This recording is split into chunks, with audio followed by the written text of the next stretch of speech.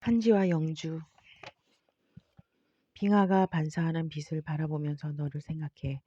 100일간의 백야. 빛은 사람을 취하게 하고 동시에 깨어있게 해. 나는 여기서 눈을 뜨고도 꿈을 꾸네. 내가 저 빙하 앞에 서 있는 것 같아. 햇빛 아래에서 푸른빛을 내던 너의 몸. 빛뿐인 고립 속에서 나는 남극 신부의 얼음을 시추하고 그 얼음에 새겨진 65만 년 동안의 기억을 알아내려 해. 나에게 이런 일을 할 만한 용기도 힘도 없다는 걸 알아. 그런데도 나는 여기에 왔다. 남극과 빙하, 백야와 흑야에 대한 이야기를 들으면서 어쩌면 내가 나이로비가 아닌 이곳 얼음의 땅에 있을지도 모른다는 생각을 했어. 환한 빙하 앞에 우두커니 서 있는 너에 대한 그 환상이 나를 이 얼음투성이 대륙으로 이끌었던 거야. 내게 이 노트를 전하고 싶어. 25의 젊은 수사가 그 수도원을 세웠을 때 유럽은 제2차 세계대전 중이었다. 수도원을 세우고 싶었던 그는 장소를 찾기 위해 프랑스의 시골 마을들을 여행했다. 그곳은 리옹 근처의 작고 황폐한 마을이었다. 젊은 사람들은 마을을 떠났고 남겨진 노인들만이 전쟁 속의 고독을 견디고 있었다. 그가 그 마을에 들렀을 때 한 노부인이 그를 초대해서 말했다. 이 적막한 곳에 와줘서 고마워. 그는 그 말을 잊지 못하고 다시 마을을 찾아와 버려진 집을 사다 수도원을 세웠다. 말이 수도원이었지 수사는 그 혼자뿐이었고 그는 염소 2마리를 키우며 연명했다. 그는 부드럽고 수줍음이 많은 남자였고 기도와 노동, 휴식으로 이루어진 단순한 삶을 추구했다. 그는 보복하고 질투하며 분노하는 신은 없다고 생각했고 신이 인간에게 줄 수 있는 것은 오로지 사랑뿐이라고 믿었다. 전쟁에서 인간이 같은 인간에게 어떤 짓들을 저질렀는지 알았으면서도 그는 신의 사랑을 믿었다. 그는 2차 세계대전 중에는 나치를 피해 들어온 유대인들을 수도원에 숨겨줬고 전쟁이 끝난 후에는 도망쳐 나온 독일인 포로들을 숨겨줬다. 그와 함께 살고 싶어 했던 이들은 그 낡은 집에 와서 서원을 했다. 그는 개신교 출신의 수사였지만 수사가 되기를 청하는 이들 중에는 신부를 포함한 카톨릭 신자, 러시아 정교 신자, 그리스 정교 신자, 성공의 신자도 있었다. 서로 다른 종파 출신의 수사들은 하루 3번 러시아 정교에서 부르던 짧고 반복되는 노래로 기도했고 음악을 전공한 수사가 그런 형식의 노래를 매년 작곡했다. 어떤 노래는 라틴어로, 어떤 노래는 독일어로, 프랑스어로, 러시아어로, 폴란드어로 작곡되었다. 하루 3번의 공동 기도는 이 노래들과 10분간의 침묵으로 이루어졌다. 아침에는 복음을 한 구절 읽고 묵상했고 성체를 나눴다. 그들은 어떠한 기부나 선물도 받지 않았고 도자기를 굽고 책을 써서 수도원에 필요한 자금을 충당했다. 방문한 사람 중 누구도 거절하지 않는다는 원칙으로 기도하고 노동하고 싶은 사람들은 얼마든지 그곳에 머무를 수 있었다. 특히 여름에는 유럽 각지에서 방문객들이 찾아왔고 어떤 주에는 4,000명이 넘게 모여들기도 했다. 100여 명 되는 수사들만으로 방문객들을 맞는 건 어려운 일이었다. 방문객들이 늘어나자 장기간 체류하는 사람들이 그들을 도와 방문객들을 대접했다. 황량한 마을에 버려진 집에서 시작된 수도원에는 해마다 10만 명이 넘는 방문객들이 찾아오게 되었다. 대부분 유럽인들이었던 초기 봉사자들은 짧게는 한 달, 길게는 2년까지 수도원에 머물렀다. 이후 수도원에서는 거리나 비용 문제로 프랑스까지 오기 힘든 제3, 4계의 20대들에게 왕복 비행기표를 주고 봉사자로 초대하기 시작했다. 아프리카, 아시아, 중남미 등 각 국가마다 2명씩 초대받았고 이들은 방문객들이 가장 많은 시기인 여름에 수도원에서 3달간 머물면서 일하고 기도했다. 나는 아직도 내가 왜 그렇게 오랜 시간 그곳에 머물렀는지 모른다. 처음에는 일주일만 머물기로 했던 수도원에서 나는 7달을 보냈다. 첫 공동 기도 시간에 나는 그곳에 일주일 만에 떠날 수는 없을 거라는 걸 알았다. 이 주간의 프랑스 여행 중에 일어난 일이었다.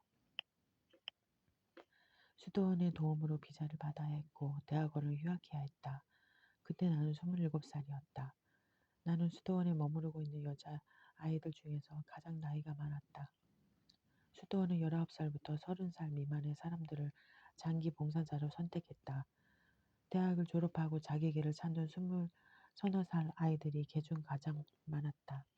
난 27살이야. 라고 말하며 잠시 침묵이 흘렀다. 나의 부모도 내가 여행을 떠나기 직전에 아이를 낳은 언니도 지도교수와 연구실 사람들도 그랬다. 20대는 어느 때보다 치열해야 할 시기였고 여기서 치열함이란 죽기 살기로 빠른 시간 내에 안전한 경력을 쌓는 것을 의미했다.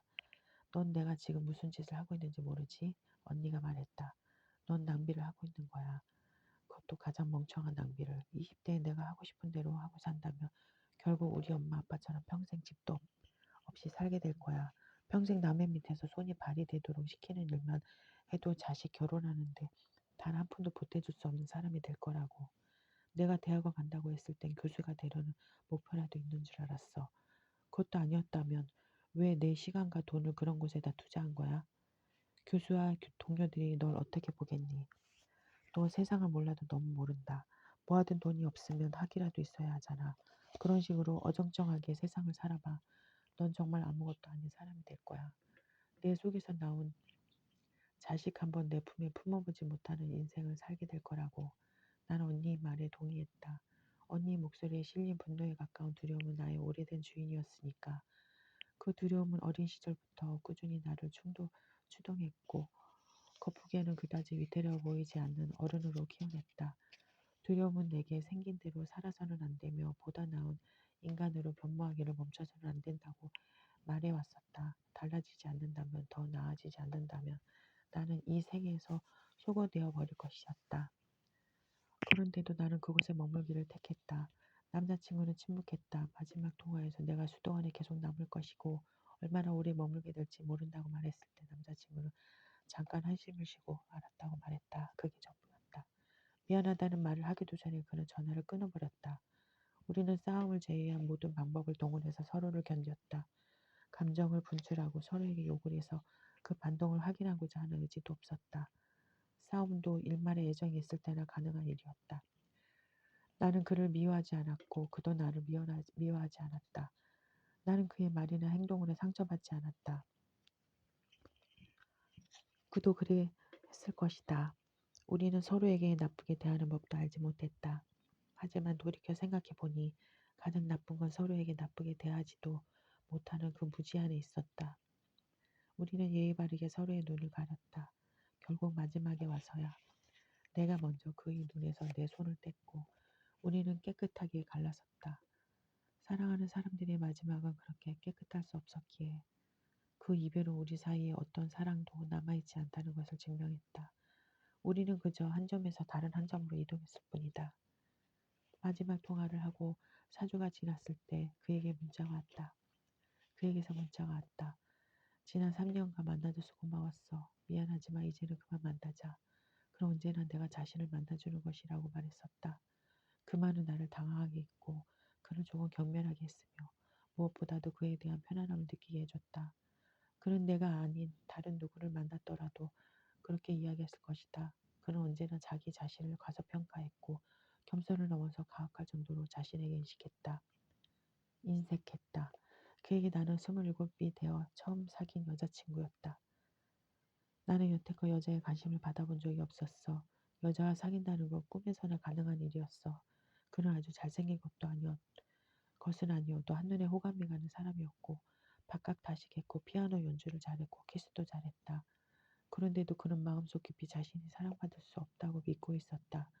그 생각을 직접적인 말로 표현한 적은 없었지만 그와 만나는 3년간 그는 자신의 말과 행동 속에 그런 메시지들을 넣었고 종국에는 나마저 그의 믿음에 세뇌되었다.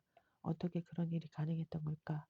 한때는 그에게 한지에게 느꼈던 감정보다 더 큰 애정을 느꼈던 적도 있었다. 그런데 어느 순간 그 애정이 사라지고 내 눈앞에 서 있는 그는 커다란 종이 인형처럼 보였다. 그건 사랑이 깨진 것과는 다른 종류의 슬픔이었다. 어떻게 그럴 수 있었던 걸까? 그에게 하고 싶은 말은 많았지만 나는 하지 않았다. 그저 그렇게 일방적으로 한국을 떠나와서 미안하다고 나도 그동안 고마웠다고 문자를 보냈다. 무감한 이별이었지만 이상하게 눈물이 났던 기억이 난다. 내가 케냐에서 출발한 한지와 캐롤을 마중 나간 건 수도원에 머문 지 4달이 지났을 때 일이었다. 운전을 할 줄 알거나 자리에 익은 봉사자가 별로 없어서 나는 태우와 함께 새로 초대된 봉사자들을 마중 나가는 일을 맡게 됐다. 6월이었고 한창 많은 봉사자들이 리옹 공항에 내릴 시기였다. 나는 멕시코, 마다가스카르, 베트남 출신 봉사자들을 마중 나갔었다. 그건 꽤 멋진 일이었다. 고물차를 몰며 바깥 경치를 구경할 때면 가슴이 탁 트이는 기분이 들었다. 입구 게이트에 한지가 나타났을 때 나는 너무도 쉽게 그에게 시선을 빼앗겼다. 나는 그 전에도 후에도 한지보다 더 검은 흑인을 본 적이 없다. 검은 유화 물감으로 캔버스에 그려진 사람처럼 그 애의 피부는 순수한 검은빛이었다. 한지는 한눈에도 190cm는 넘어 보이는 장신이었다. 더운 날씨였는데도 긴 면바지에 가죽 구두를 신고 있었다. 그 애는 우리가 마치 오랜만에 만난 친구라도 되는 것처럼 활짝 웃으며 걸어왔다. 한지 옆에서 걸어온 여자애는 카루라고 했다. 우리 넷은 포옹을 하고 이야기를 시작했다. 한지야 테오 그리고 카루는 빠른 속도의 프랑스어로 말했다. 나는 카루의 작은 배낭을 들고 앞장서서 걸어갔다. 프랑스어 못해? 카루가 물었고 나는 그렇다고 영어로 대답했다. 듣는 것도 못해? 나는 고개를 끄덕였다. 카루는 뒤돌아서 한지와 태호에게 영어로 말하기 시작했다. 영어로 말하자. 영주는 프랑스어를 못한대. 태호는 그냥 무의식적으로 프랑스어로 이야기했다면서 나를 생각하지 못해서 미안하다고 말했다. 날씨는 맑았고 고물차는 긁는 소리를 냈고 나를 제외한 그 셋은 처음부터 뭐가 그리도 잘 맞는지 프랑스어로 즐겁게 떠들어대다가 다시 나를 의식하고 영어로 이야기하다 결국 프랑스어로 돌아갔다. 영어로 말해달라고 부탁하기도 구차하게 느껴져서 나는 조용히 운전만 했다. 소외감을 느꼈고 그걸 인정하기 싫어서 라디오를 켜고 앞만 보면서 운전했다. 수도원에서는 케냐 출신 수사가 우리를 기다리고 있었다. 한지와 카로는 처음 우리를 봤을 때처럼 크게 웃으면서 수사에게 달려가 포옹했다. 셋은 미리 준비된 식당으로 갔다. 내가 인사하고 자리를 뜨려 하자 한지는 영주 고마워라고 말하고 나를 가만히 쳐다봤다. 다음에 만나. 한지에게 인사를 하고 밖으로 나오자 소나기가 쏟아졌다. 내가 처음 도착했을 때 20명이었던 장기 봉사자들은 한지가 도착했을 무렵에 40명으로 불어났다. 여자아이들이 30명이었고 남자애들이 10명이었다. 여자아이들은 수도원 내부에 있는 2층짜리 건물을 공동으로 썼다. 한 방에서 4명씩 잠을 잤고 2층에는 식당과 거실이 있었다. 남자아이들은 수도원 정문 밖에 오래된 집에서 지냈는데 그 집 앞에는 커다란 보리수가 있어서 밤이 되면 보리수꽃 내음이 진동했다. 보리수 앞에서 사는 아이들이라고 해서 우리는 그 남자아이들을 티올 보이즈라고 불렀다. 가끔 그 집 앞을 지날 때면 티올 아이들이 발코니에서 시끄럽게 인사를 건넸다. 우리들은 매주 토요일 아침에 일주일치의 일을 배정받았다. 아침, 점심, 저녁 일이 따로 나뉘어 있었는데 시간으로 치면 하루 6시간 정도의 노동이었다. 빅키친에서 음식 만들기, 방문객용 텐트 세우기, 청소, 설거지, 방문객들 맞이하기, 예배당 정리 등의 일이었고 운전면허가 있는 봉사자들은 시동이 걸리는 것이 신기할 정도로 오래된 트럭이나 승용차를 운전했다. 공동기도는 하루에 3번 있었다. 수사들이 예배당 가운데로 와서 자리에 앉으면 기도가 시작됐다. 강당같이 허술한 예배당에는 의자도 없었다. 우리 모두는 낡은 카펫에 깔린 바닥에 앉아서 기도했다. 장기 봉사자들은 수사를 뒤쪽 정해진 자리에 모여 앉았다. 한지는 수도원에 도착한 날 저녁 기도 시간에 그곳에 처음 모습을 드러냈다. 그 애는 내가 앉은 줄에 오른쪽 맨 끝에 앉았다.